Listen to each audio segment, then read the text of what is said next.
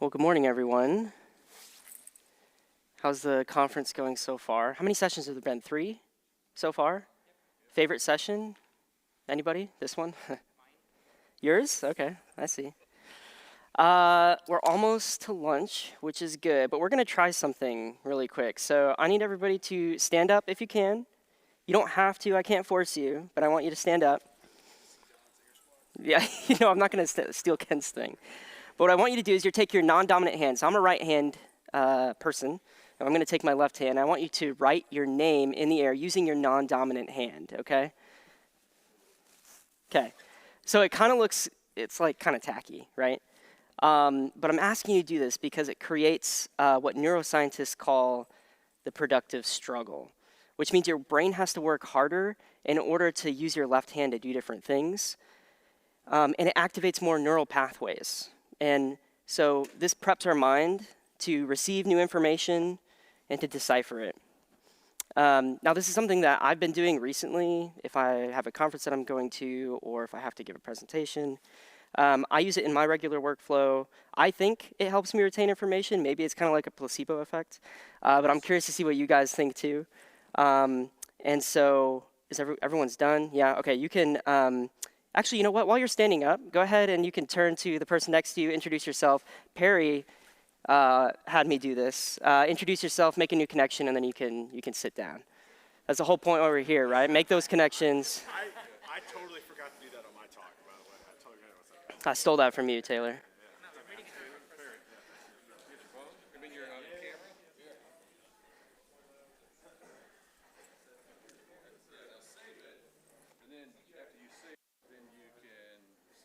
I hope you guys in the other rooms are doing this too.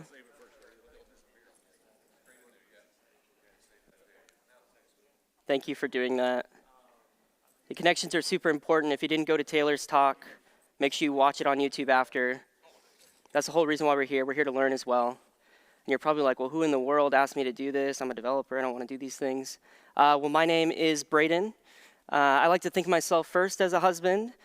Secondly, as a father. I have 2 beautiful little girls. And then thirdly, and least importantly, as an engineer. Here's a photo of my family. Eliza Jane is standing behind me. She's our oldest. She's 3. Actually, she turns 4 tomorrow. So I'm here today, and I'm going to jet back out to Texas tomorrow. We're going to go to Six Flags. It's going to be great. And then we have Rennie, who's our youngest. She's in my lap, and she'll be turning 2 in about 3 or 4 weeks. And then my wife, Peggy Jean, is there too.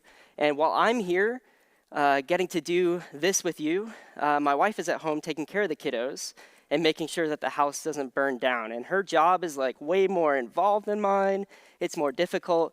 So shout out to Peggy Jean for allowing me to be here to do the easy stuff, to talk about Tailwind, and then somehow wrap up the day with a Marvel movie. Pretty crazy.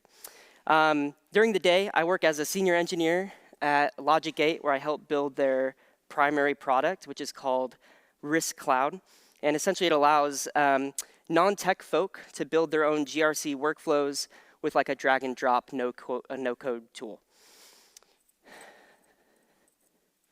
Well, the title for this talk today is called Behind the Scenes of Tailwind CSS. And I assume that because you're all here, you know what Tailwind is.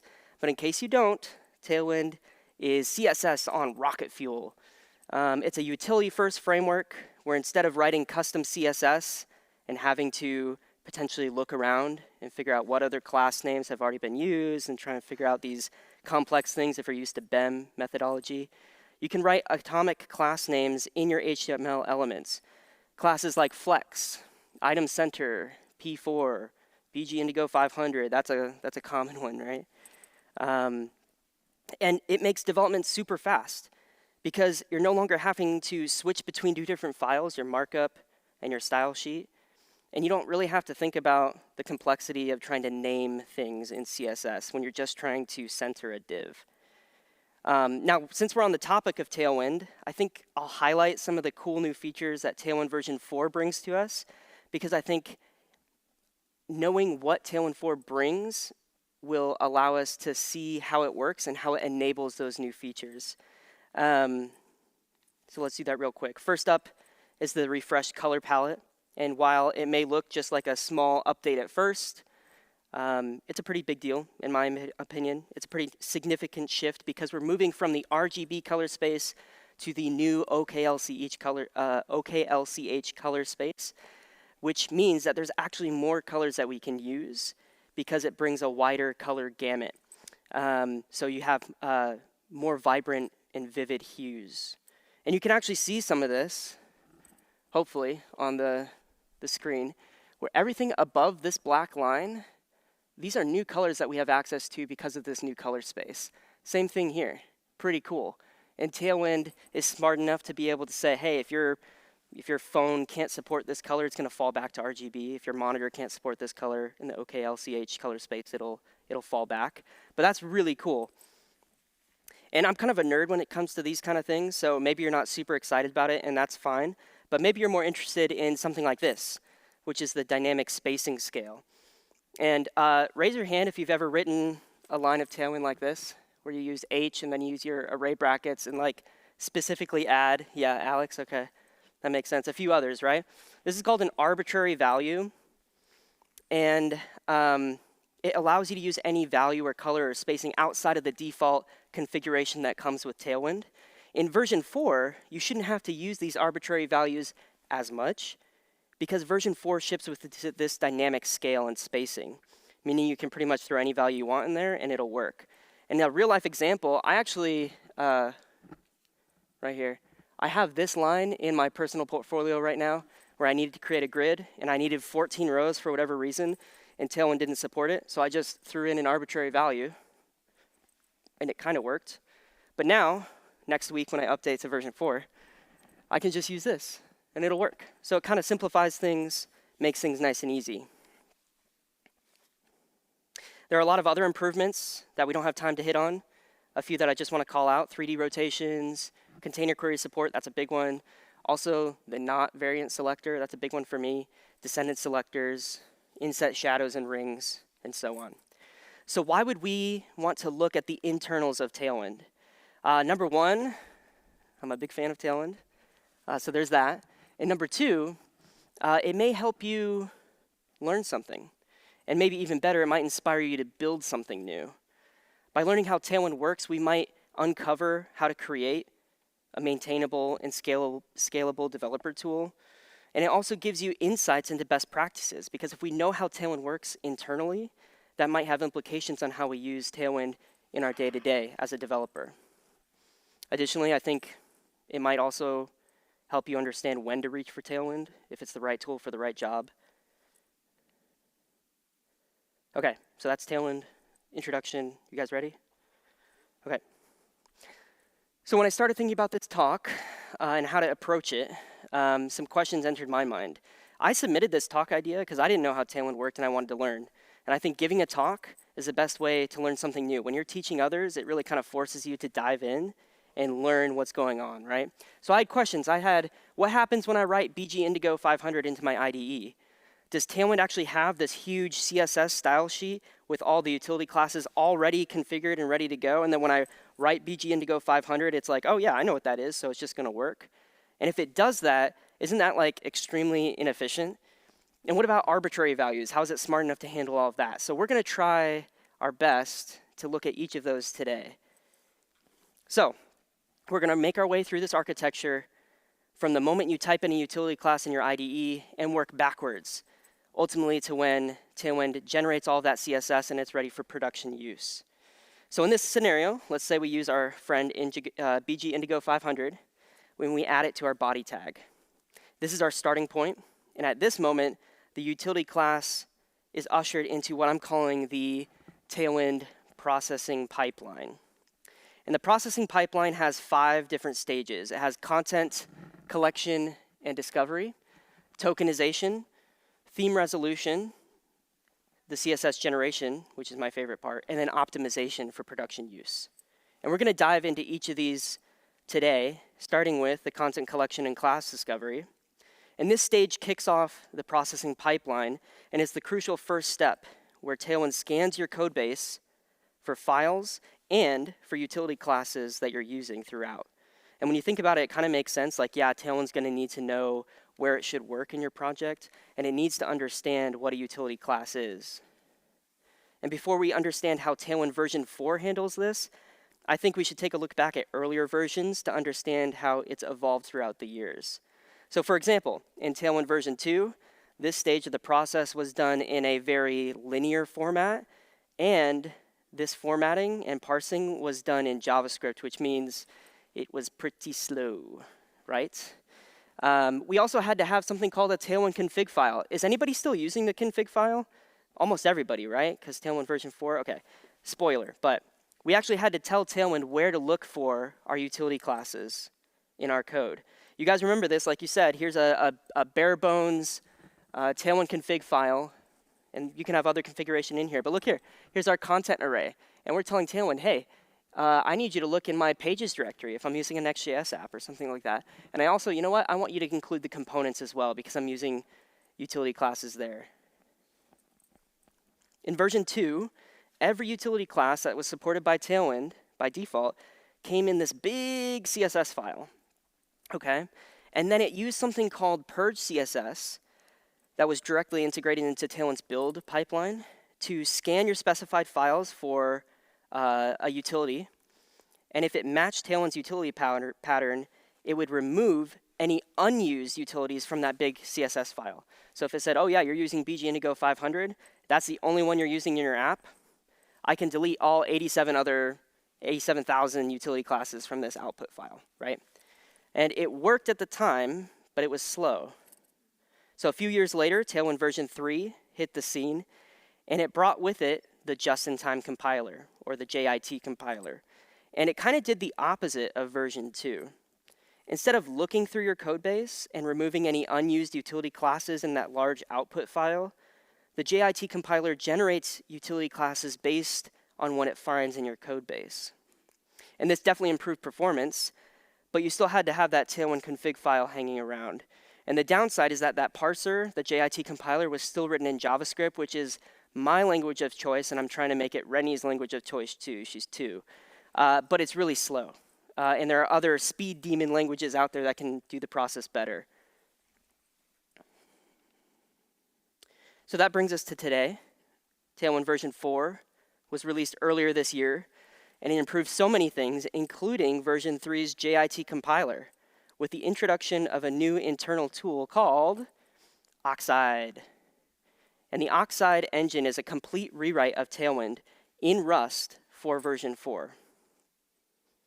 Now, similarly to version 3, Oxide will still scan your files for utility classes, and it only generates utilities that you're actually using, but because it's written in Rust, it's like crazy fast and had some crazy performance improvements like 3.x improvements for full builds, nearly a 10x performance with incremental builds where you add new CSS to your project, and then a whopping 182x performance for incremental builds with no new CSS.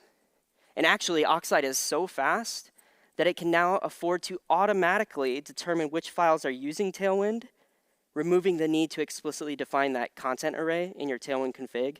And for those who don't know, Tailwind version 4 actually deprecates the Tailwind config file and moves all of your configuration to your CSS files, which is like a no-brainer. It's so great. So the content collection and class discovery phase kind of has 2 major players.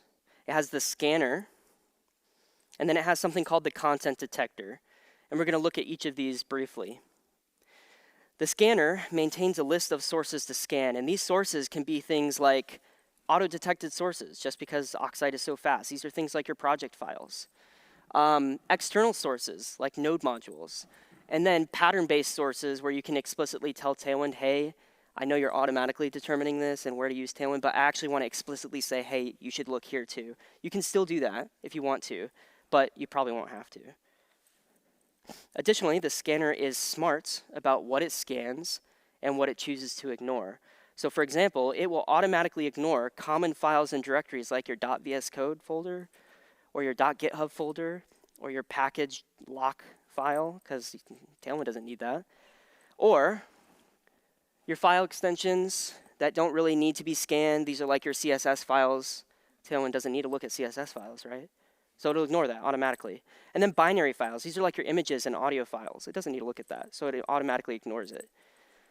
So that's all handy process if you're thinking about like the building process. But what about when you add a new utility to your IDE and you click save?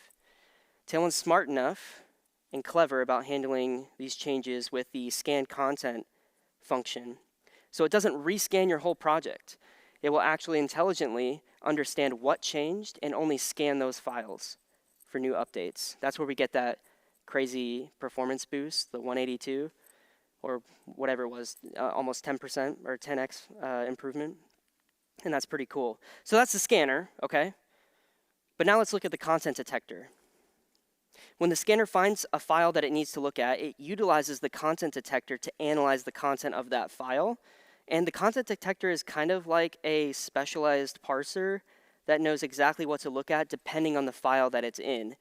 And this parser can handle a bunch of different files like HTML files, JavaScript and TypeScript, template files, which I think is where we use Tailwind the most, like in React and Angular and Vue. It can handle Svelte. It can handle other frameworks like Ruby, or it can even handle Pug as well. Okay, that's stage one. That's content collection and class discovery. And it can be summed up in the following. The scanner first identifies all your relevant files, and then it utilizes the content detector to process each file and find a potential utility class. And when it finds something that it thinks is a utility class, it sends it off to the tokenization stage. And this is the stage in the process where we break down utility classes into meaningful segments called variants, base utilities, and modifiers. And once again, this process used to be completely done in JavaScript, but now it's done in Rust. It's extremely fast, it's extremely efficient. So let's give some examples really quick of each of these segmentation categories. Variants include hover, focus, active, maybe even some responsive variants like MD and LG. Base utility, this is kind of what you think of as an atomic utility class. This is like BG Indigo 500, Text Slate 900, and then modifiers, which kind of are appended at the end of a base utility and do things like say, hey, we want to use BG Indigo 500, but at 20% opacity. Or you could even get more complex with Tailwind version 4 and use a CSS variable. So the tokenization process splits utility classes into segments using something called a machine pattern. And this pattern models systems that transition between discrete states based on inputs using enums and pattern matching to ensure type safety and compile time detection. Now, I totally read that off my slides. Does anybody here write Rust or do we know what the machine pattern is? No? That's okay. Well, then I won't explain it. But maybe for the JavaScript developers in the room, it's kind of like how you might implement a reducer pattern in Redux, where you define the different states, the states and actions that will then trigger the transitions between those states. Okay? Find a Rust developer. I'm sure there's one here. They can go into more detail. So the utility machine breaks the tokenization process into a few different segments. And it begins by taking a utility and scanning it character by character to determine what kind of utility it is. So for example, it might first look for a negative utility, right? To determine, hey, is this like a negative utility that I need to pass to a different machine? So negative margin top 4 might be an example. It might look for an @ sign after that to identify a container utility class, which is new in version 4. And then it might default to regular letters and standard utilities like BG Indigo 500. And then based off of what utility type it identifies, the utility machine, the conductor, will then delegate work to the appropriate submachine. So you can see here we have like our arbitrary property machine. So if it identifies an arbitrary utility, it'll send it to that machine to handle that, okay? Same thing with a named utility. These are things like BG Indigo 500. These are our standard utilities. And then the modifier machine, of course, will handle utilities that have modifiers in them. So it makes sense, hopefully. But let's do a group exercise, okay? So let's take the following utility class, And let's see if we can break it down into different segments. So figure out what should go in the variants, what should go in under our base utility, and if there's any modifiers, right? It's pretty straightforward. If you did this, you get an A+. Okay? So after segmenting a utility class, the Oxide engine's job is officially done. It takes all of this data and the work that it did, and it sends it off to a TypeScript function to generate something called an abstract syntax tree, or an AST for short. And you can think of an abstract syntax tree in this situation kind of like a blueprint for your CSS. Instead of just generating a CSS utility, it builds the tree that represents all the different parts of your utility class. And this is actually really smart because if you think about it, an object is like really easy to process, which means Tailwind can do some optimization before we actually generate the utility, before we generate the actual rule set. Now, the AST is generated by a function called compile AST nodes, where it identifies the utility selector. Hopefully you guys can read that. And it constructs the AST object using a loop. And actually here you can start to see what kind of shape the AST will look like, where we have like a kind, here's our selector that we determined up here, and then we have like this array of objects where we're saying, hey, we understand that this is a declaration, and we're going to do some other things. We're going to take a look more here. But here's an example. This is what it might look like. We might say, hey, we've got this hover variant. We know it's a declaration, and inside of there, we want to change the background color. Okay, so that's what an abstract syntax tree structure might look like. And you see this value right here? I want you guys to kind of remember that because we're going to touch on it in just a second. But that is the tokenization stage of the processing pipeline. The highlight being, of course, Oxide. It ends its process here because it brings incredible speed to the whole pipeline. Version 4 is crazy fast. So let's look at the theme resolution stage. This is stage number 3. And this is where Tailwind takes an abstract syntax tree and it resolves various theme variables from that value key that I told you about a minute ago. And this is all mainly handled by a theme class that manages all the theme values. And it's responsible for resolving those theme keys and converting them to CSS variables or inline values. So for example, when the theme class is given a value of indigo 500, and that comes from the abstract syntax tree, right? It actually needs to determine what is the OKLCH color value for the 500 shade of the indigo palette. Does that make sense? So this stage also handles situations. Oh, did I go too far? I went too far. I was going to say it handles situations where if you override the default values, like the color value for the indigo palette, this is the stage of the process where Tailwind would say, oh, you actually changed the shade. You still call it indigo, but maybe it's a more purple color than what we shipped with. It can resolve that as well, and that happens here in this stage. Okay, so let's look at the resolve function.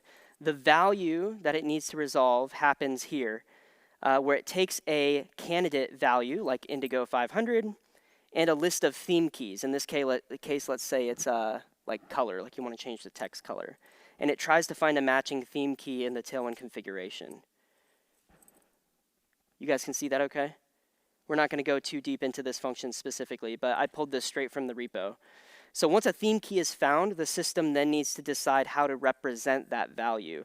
And this is handled through the var method in the theme class. And it can return either a raw value or it can create a CSS variable reference. And the decision there is kind of based on theme options from best I can tell. Tailwind prefers sometimes to use variables and sometimes inline options just to maintain, for better maintainability and like dynamic updates. Finally, all of this comes together in the design system object, which acts as the coordinator for the entire theme resolution process. And it provides this function called resolve theme value that other parts of the system can go to get that final resolved value. And this is the stage in the pipeline that connects with everything else, or this is the stage in the resolution step of the pipeline. And it connects to everything else, ensuring that all the utility classes have the correct theme color, spacing, etc. All those values are good to go. So that's how we get values resolved from the abstract syntax tree. Is everyone still on board? Okay. Now we get to the fun stuff, the actual generation of the CSS. And this is where we take those resolved theme values, those colors, those spacing values, and generate the CSS. But before we do that, and before looking at that, we first need to understand Tailwind's 3-layer architecture. And for a brief moment, we're going to kind of like pump the brakes. This is no longer a Tailwind talk. This is kind of like a CSS talk, because Tailwind utilizes a CSS architecture pattern to separate concerns and create a clear structure for the CSS generation that's about to happen. Now, when I say a layer architecture, I actually mean CSS layers. And CSS layers let you organize your website's styles into cascading groups, kind of similar, to how you might organize code into namespaces. And this is really game-changing because it provides a new way to manage style conflicts. So let's say with traditional CSS, you write a rule like this. You have the button selector and you're changing the text color to blue. That all happens in file A. And then you come over to file B and you say, hey, I'm going to actually write the same thing, but instead of changing the color to blue, I want to change it to red. With traditional CSS, the winning style depends on the specificity or the source order. And the CSS layer architecture resolves this issue by letting you explicitly define which groups of styles should take priority over the others when the specificity is equal. That's important. So this means that when two selectors have the same specificity, the one in the later layer defined will take precedence over an earlier layer. And this is actually pulled straight from Tailwind. So they define something called a theme layer, a base layer, a components layer, and a utilities layer. And we're going to look at each of these really quick. So the theme layer is kind of like the first floor. This is our foundation. This is where we put all of our CSS custom properties. These are our variables. And it's kind of like setting up the plumbing and electrical of a house. And it's important we do that first because everything else that we're going to do is going to be dependent on those values. Next up is the base layer. This is for our pre-flight styles. These are our CSS resets and everything that we need to make sure that our project starts from a clean slate. And it's kind of like putting the floorboards down, putting the walls up. These are pretty basic, but they're important for consistency. Then you have the components layer, where we put our component-specific styles, classes that you may actually want to write CSS and reuse. Off the top of my head, card, button, badge, things like that. This is kind of like this is kind of where the analogy breaks apart, but like the furniture and the fixtures of the house. But the beauty of this here is that any utility classes that you use can and will overwrite your component styles because they're defined in a later layer down the stream, so to speak, right? And that happens here in the utilities layer. This is the most interesting one in my opinion because this is the layer that Tailwind will target when it generates all of that CSS. It'll put them in this utilities layer. So that way, the specificity is set up in a way utilities are going to take preference for the most part. Okay. Go. So the fancy CSS generation happens in this function called toCSS. And this function accepts an array of abstract syntax tree nodes. And it will ultimately output a CSS-like rule set or a block of CSS. I find this extremely interesting, this whole function here. Again, these are all things that I pulled from the Tailwind repository. But as you can kind of see, like, this function's kind of beefy, right?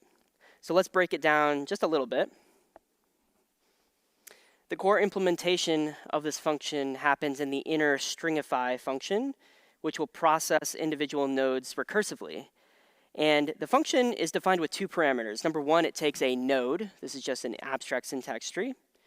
And then it takes this depth variable as well. And the depth variable is interesting because it enables proper indentation of the CSS, making things more readable, kind of like how we're used to seeing. And so let's kind of go through these different blocks. First up, we have the declaration block.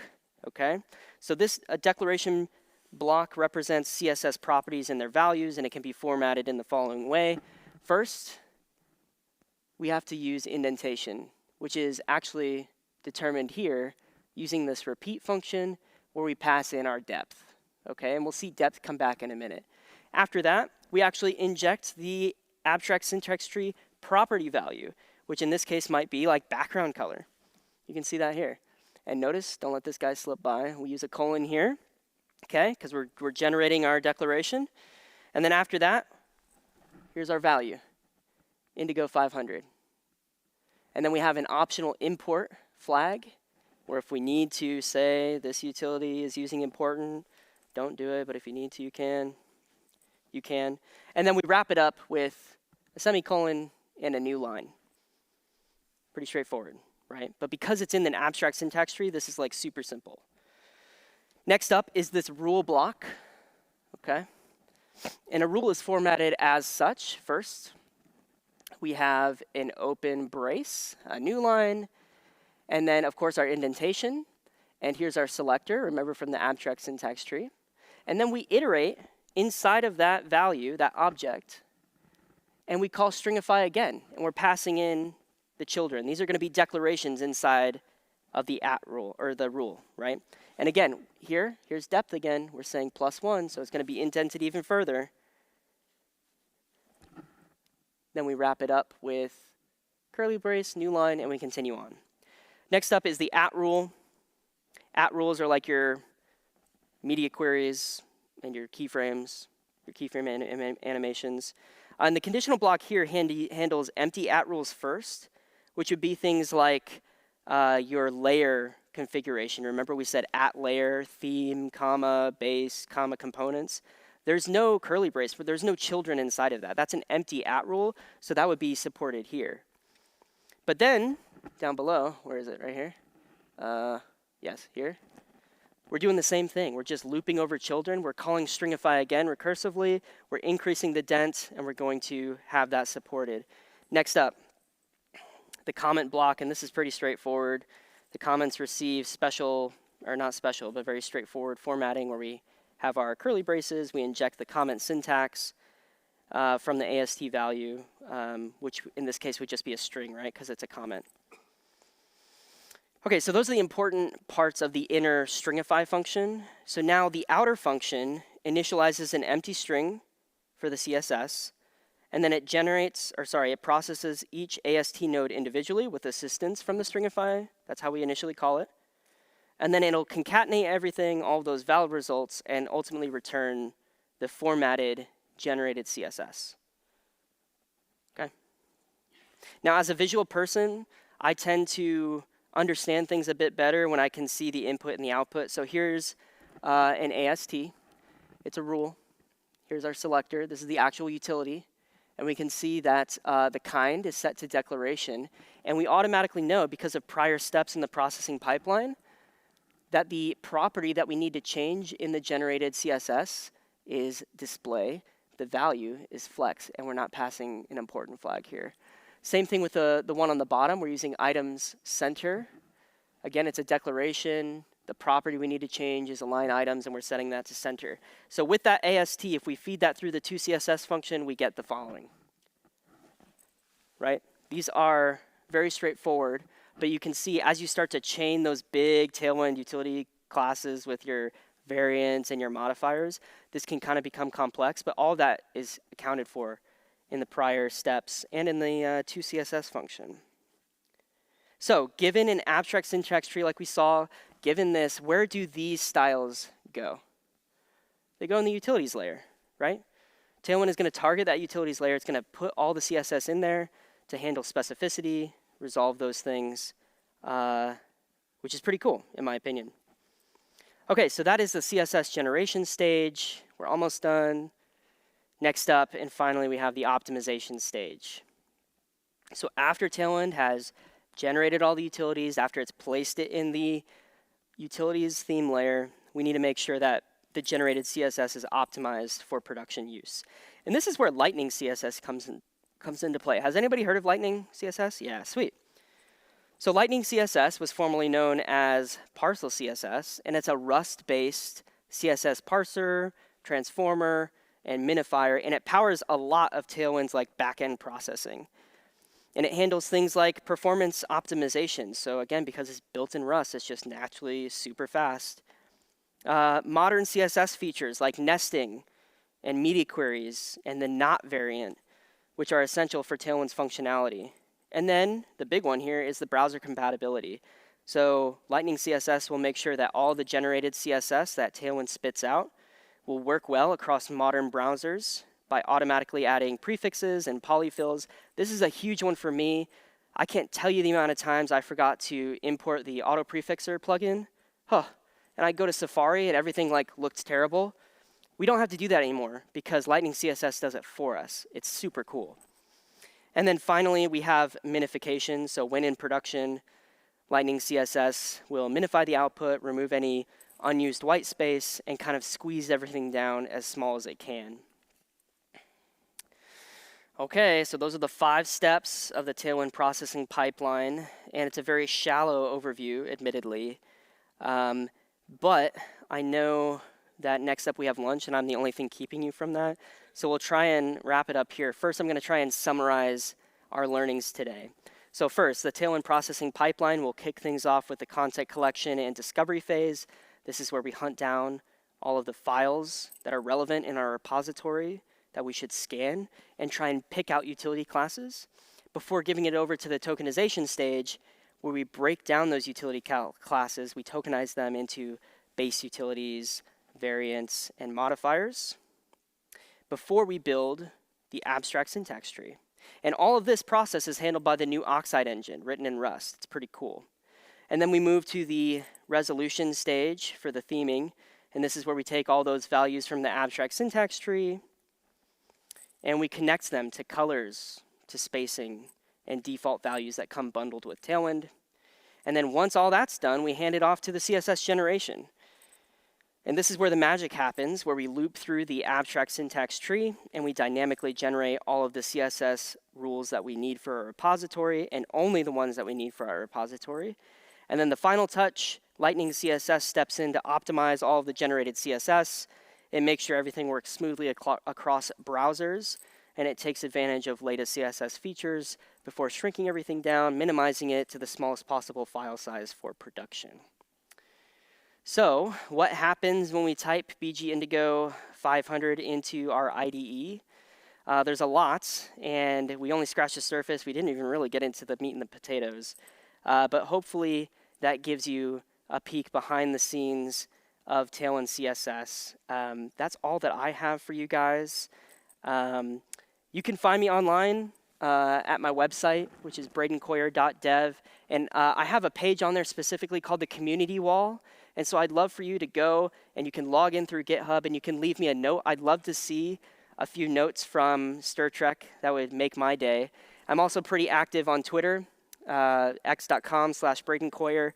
And then if you want the slides, you can scan here and it'll take you to a GitHub repository. I think they're slightly outdated right now, but after today, I'll go back and I'll push up these changes. So that's what I have for you guys today. Thank you so much.